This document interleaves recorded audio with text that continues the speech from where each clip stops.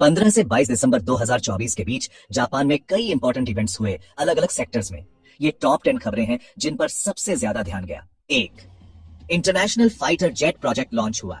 Japan, Italy और UK ने next generation के फाइटर जेट्स डेवलप करने के लिए एक साथ मिलकर काम शुरू किया। 12 दिसंबर को इस प्रोजेक्ट का मैनेजमेंट ऑफिस यूके में बनाया गया और एक जापानीज डायरेक्टर जनरल इस काम को लीड कर रहे हैं। 2, एरोप्लेन में टॉयलेट खराब होने की वजह से प्रॉब्लम्स हुई। 12 दिसंबर को दो अलग अलग फ्लाइट्स, एक जापान एयरलाइंस का और दूसरा ऑल निपन एयरवेज का, वापस अपने एयरपोर्ट पर आने पर मजबूर हो गए क्योंकि उनके टॉयलेट्स में प्रॉब्लम थी। दोनों एरोप्लेन्स बोइंग 787-9 थे और प्लम्बिंग प्रॉब्लम्स के अलावा कोई और टेक्निकल प्रॉब्लम नहीं थी। 3, सप्लीमेंट्री बजट पास हो गया। जापान की हाउस ऑफ रिप्रेजेंटेटिव्स ने सप्लीमेंट्री बजट का बिल फाइनेंशियल ईयर 2024 के लिए 12 दिसंबर को पास कर दिया।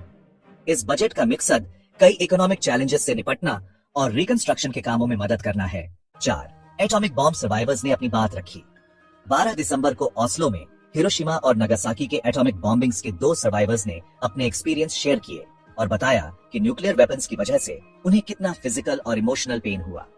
उन्होंने यंग जनरेशन से न्यूक्लियर डिसआर्मामेंट मूवमेंट में ज्वाइन होने की रिक्वेस्ट की। 5, फिन व्हेल मीट की ज्यादा डिमांड।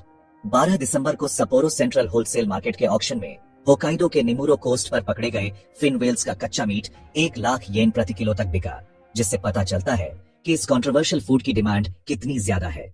6, लीगल सर्कल्स में सेक्सुअल असॉल्ट के एलिगेशंस। 12 दिसंबर को एक पब्लिक प्रोसिक्यूटर ने Osaka district public prosecutors office के एक्स चीफ के सेक्सुअल असॉल्ट केस में बेकसूर होने के दावों पर अपनी निराशा जाहिर की और जापानीज जुडिशियल सिस्टम में हरासमेंट के प्रॉब्लम्स को हाईलाइट किया। 7, 9 दिसंबर को एम्प्रेस मसाको 61 साल की हो गई और उन्होंने एक स्टेटमेंट में डिजास्टर से प्रभावित नोटो रीजन के लिए अपने विचार व्यक्त किए। इससे पता चलता है कि इंपीरियल फैमिली अफेक्टेड एरियाज की कितनी परवाह करती है। 8, क्राउन प्रिंस अकीशिनो और क्राउन प्रिंसेस कीको के बेटे प्रिंस हिसाहितो का यूनिवर्सिटी ऑफ त्सुकुबा में एडमिशन हो गया, जैसा कि 11 दिसंबर को न्यूज में बताया गया। वो नेचुरल साइंस पढ़ेंगे और इंसेक्ट्स पर फोकस करेंगे क्योंकि उन्हें पहले से ही इसमें इंटरेस्ट है। 9, एक ओलंपिक चैंपियन को सम्मानित किया गया। जैवलिन थ्रोवर हारुका किटागुची, जिन्होंने ओलंपिक्स में गोल्ड मेडल जीता था, उन्हें 13 दिसंबर को जापान स्पोर्ट्स अवार्ड्स में फर्स्ट प्राइज मिला उनके एथलेटिक्स में खास अचीवमेंट्स के लिए। 10, शोगी के प्रोडिजी का दबदबा जारी है। सोटा फूजी ने 13 दिसंबर को लगातार चौथी बार रियो टाइटल जीता और शोगी की दुनिया में अपनी टॉप पोजीशन बनाए रखी और अपने अमेजिंग स्ट्रेटेजिक स्किल्स दिखाए। ये स्टोरीज जापान में रीसेंट इवेंट्स के डायनामिक और अलग अलग पहलुओं को दिखाती है, जैसे डिफेंस में प्रोग्रेस, ट्रांसपोर्ट के challenges, legislative developments, important cultural events और स्पोर्ट्स और एकेडमिक्स में अचीवमेंट्स। लाइक करो, कमेंट करो और नेक्स्ट वीक मिलते हैं।